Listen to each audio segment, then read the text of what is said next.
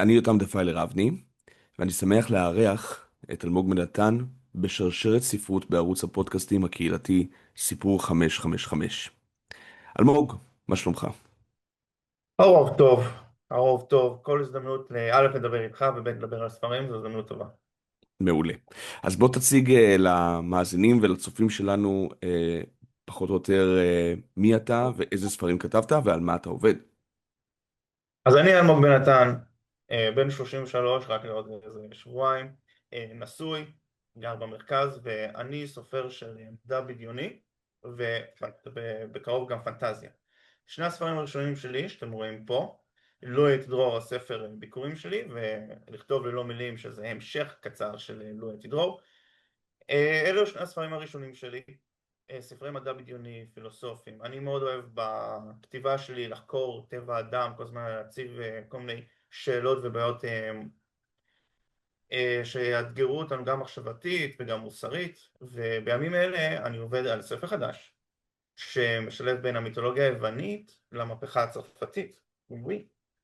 שגם שם אני בעצם רוצה לחקור דרך שילוב של שתי התרבויות האלה ויש לה היסטוריה, בעצם איך בני אדם התמודדו, היו מתמודדים עם הדילמות המוסריות וההשלכות ההיסטוריות של המהפכה הצרפתית.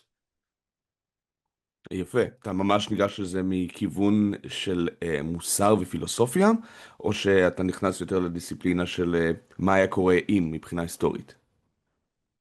אני יותר אותי מעניין המוסר והפילוסופיה. בלואי תדרור, לואי תדרור בעצם זה סיטואציה שבה גוף חוצני הגיע לכדור הארץ והשתלט על העולם. עכשיו, הצורה שבה הוא השתלט היא צורה שהיא לא אלימה, וזה שם את הגיבורה שלנו, נעמי, בסיטואציה, כי מצד אחד היא נסה על חירותה, כי היא מישהי שהחלום שלה זה להיות סופרת, אז כל עוד יש לה את החירות שלה שאתה יכול לכתוב. ושם זה עוסק הרבה בשאלה של חופש מול ביטחון. במהפכה הצרפתית, משהו מאוד בלט לי כשחקרתי את ההיסטוריה, זה שהיה להם בעצם איזושהי דילמה בין צדק לסדר. הם ידעו שהם חיים בתרבות שאין צדק, שאנשים מסוימים אין להם ערך, ואנשים מסוימים זה רוב העם, כל מי שזה לא המעמד הפשוט. אבל כשהם התאגדו והלכו לדרוש צדק, על הדרך הם יצאו הרבה אי צדק. לרמה הזאת, שבסופו של דבר המפלצת הזאת שנקרא מהפכה, כשלא היה לה יותר אי צדק לאכול, היא קראה לאכול את מי שנלחם על הצדק. וזה זה מאוד מעניין אותי, זה מאוד מעניין אותי איך לפעמים קורה הרבה בחיים ובסיטואציות היסטוריות שאנחנו נלחמים למען איזשהו עיקרון מסוים, אבל בשלב מסוים הלחימה נהיה העיקרון, כמו שנעמי העיקרון שלה בשלב מסוים זה החירות ולא מה היא תעשה עם החירות, כמו לשרוד, והמהפכה בשלב מסוים הקרב על החירות בא על חשבון חיים, כי במהפכה הצרפתית הרבה צרפתים מתו ולא כולם היו, הרוב בדיעבד לא היו אצולה. אוקיי, אז איפה הספר הזה, העלים צמאים, מה מצבו עכשיו? איפה הוא עומד מבחינת שלב ההכנה? האמת, אנחנו עכשיו בשלב מאוד מרגש.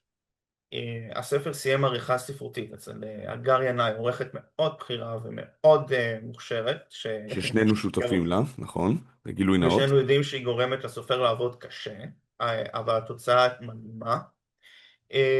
נכון עכשיו הספר נמצא אצל הוצאה שהרתה בו עניין בעבר, לפני העריכה, ועכשיו הוא נמצא אצלם שוב אחר העריכה, ואני מקווה לקבל מהם תשובה בקרוב.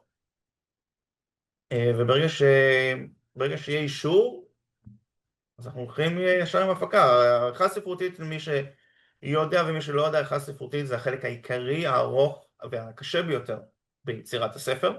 הרבה יותר מהכתיבה עצמה. הכתיבה עצמה זה תענוג, זה כיף, זה פשוט אתה והמחשבות שלך, זה מדהים. העריכה הספרותית זה מישהו בא ויושב ואומר לך, אבל למה? או איך זה מסתדר? וזה חלק המאתגר, אבל גם כיף. וסיימתי אותו, ואני מאוד מרוצה, ועכשיו אני משתוקק לרגע שבה נגיע לשלב ההפקה ואני אוכל לתת אותו לקוראים. מתי אתה מאמין שנוכל לראות את העלים צמאים לזמין למכירה? קשה לי להגיד, התקווה הגדולה שלי היא אוקטובר, מהמם. סוכות. האם זה מה שיקרה? אני לא יודע, כי זה תלוי בהרבה דברים שהם לא תלויים בי, אישור של ההוצאה, כל מיני תנאי שירות, אבל אני אעשה את כל המאמץ בשביל שהספר יגיע כמה שיותר מהר אל הקוראים, שיוכלו להיכנס אל הסערה המרגשת שנקראת המהפכה הצרפתית בעולם המיתולוגיה היוונית. מדהים. אוקיי, אז בואו נצלול לעובי הקורה, כמו שנאמר. אז מעבר לזה שהספר, האלים צמאים, הוא בבירור שבירה מוחלטת מהסגנון של לו הייתי דרור ולכתוב ללא מילים, שלקחו את הקונספטים של פלישת חייזרים לכדור הארץ, אבל גם בצורה סיפורית שונה בתכלית. מה אתה מאמין שממשיך איתך מהספרים האלה?